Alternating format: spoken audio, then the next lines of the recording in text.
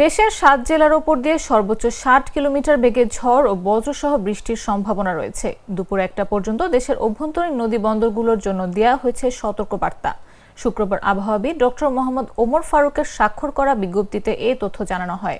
বিজ্ঞপ্তিতে বলা হয়, খুলনা, বরিশাল, পটুয়াখালী, নোয়াখালী, কুমিল্লা, চট্টগ্রাম এবং কক্সবাজার জেলার ওপর দিয়ে দক্ষিণ অথবা দক্ষিণ পূর্ব দিক থেকে ঘন্টায় ৪৫ থেকে ৬০ কিলোমিটার বেগে অস্থায়ীভাবে দমকা অথবা ঝোড়ো হাওয়া বয়ে যেতে পারে। সেই সঙ্গে বৃষ্টি অথবা বজ্রসহ বৃষ্টি হতে পারে।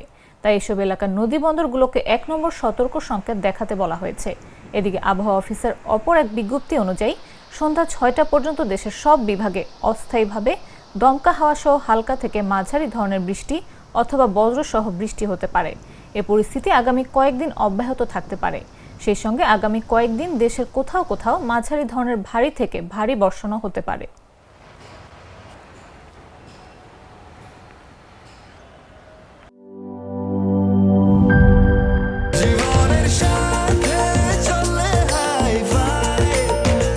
স্বাস্থ্যকর অল টাইম ফ্যামিলি কেক, সব সময় অল টাইম হেলদি লাইফ।